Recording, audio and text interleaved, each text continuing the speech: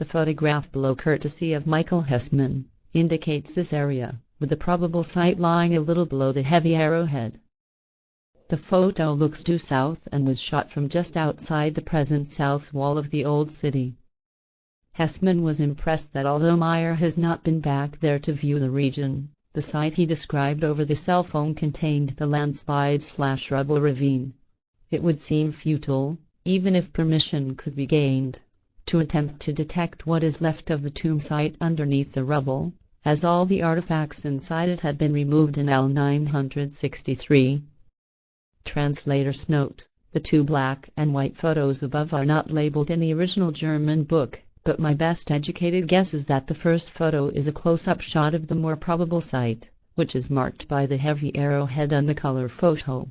The second photo, then, is likely a close-up shot of the less probable site. Billy says, I am surprised.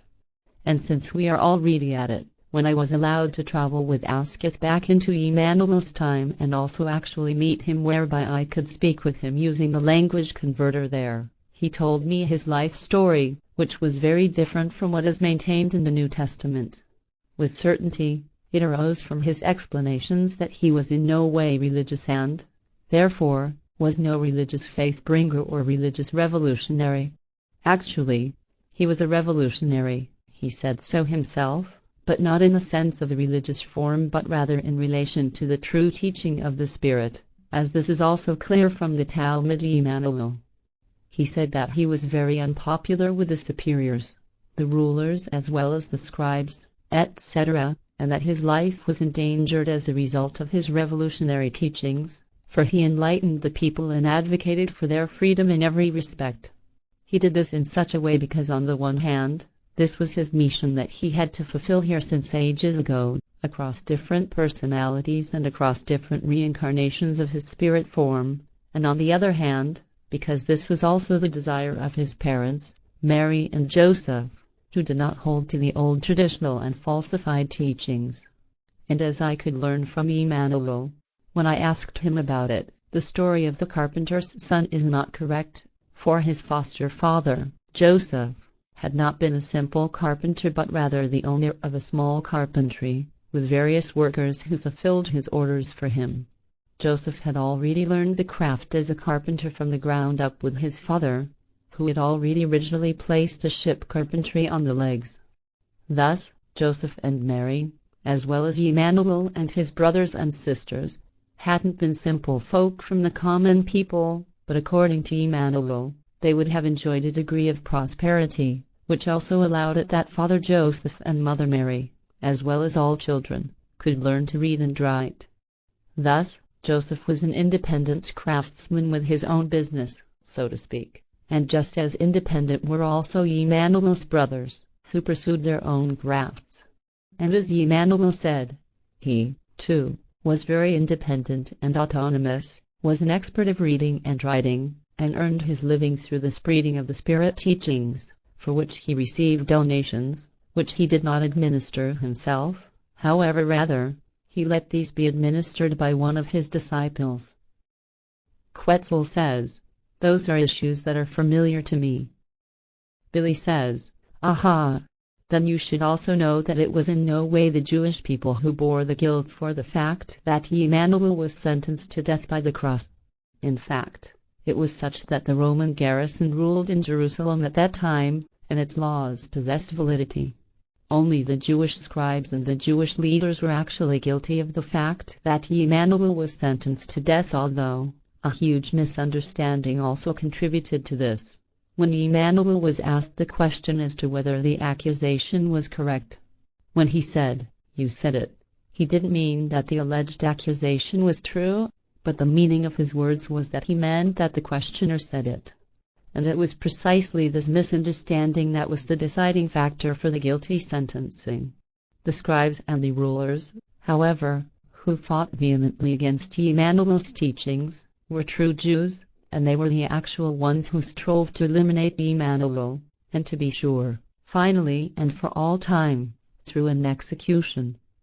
At the same time, the Jewish people themselves had nothing to say here because they were forbidden to interfere in any imponderable court matters, etc. Nevertheless, as spectators, the people, as a rule, were allowed to do so, but as I said, they wouldn't have had any authority for a verdict.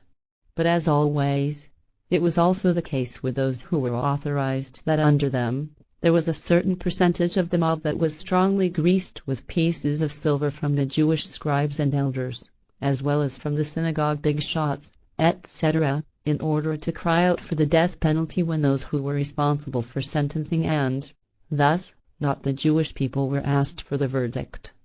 Thus, it was the paid-up and fired-up mob that cried out for crucifixion. Therefore, the Jewish people bore absolutely no guilt for this. In fact, it was also the case that the actual process was carried out by the Jewish elders, priests, scribes, and other public officials, with the chief priests possessing great power. They were, indeed, the main ones who wanted to dissuade Jmmanuel from his mission efforts, and as I said, by all of their available means. But all of these who were responsible cannot be regarded as Jewish people, who, in many respects, were actually and truly more on Jmmanuel's side than on the side of the chief priests, elders, scribes, and other public officials, for under these, very many of the Jews suffered.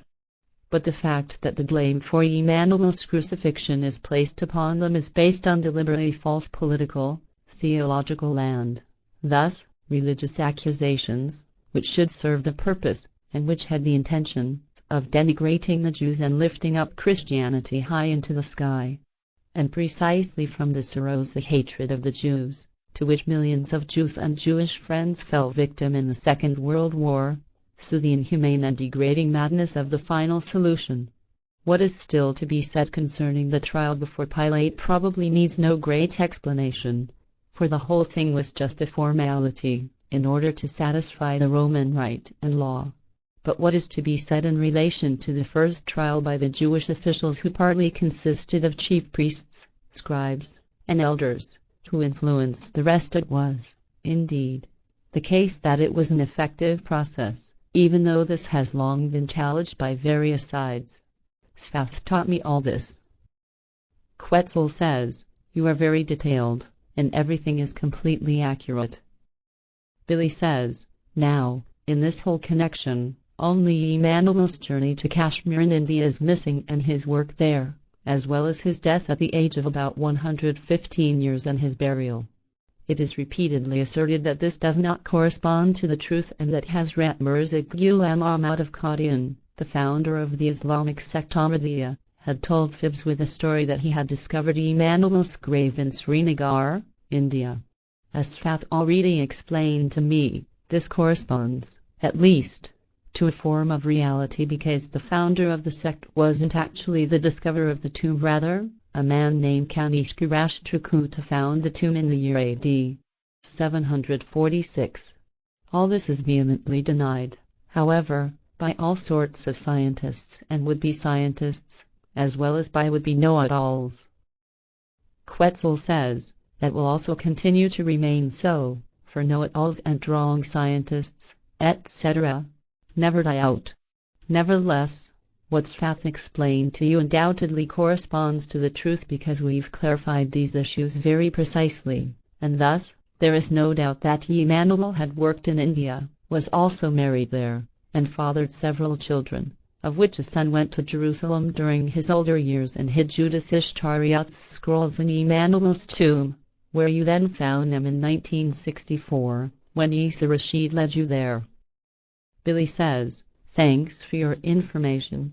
Then something else. The creative spirit form of the person is wrongly designated as the soul, but at the same time, the value of the psyche embodies this according to today's better understanding and sense. Now, the spirit form, respectively what the person designates as the soul, which is capable of wandering according to Christian and other religious faiths, even the so-called soul wandering is denied, especially by medical science and by many other would-be knowledge directions, as well as its ability to be reincarnated. How long will it be until the incorrigible ones acknowledge the fact, as it is even set forth by the spirit teachings, that the spirit form actually exists and is arranged into reincarnations?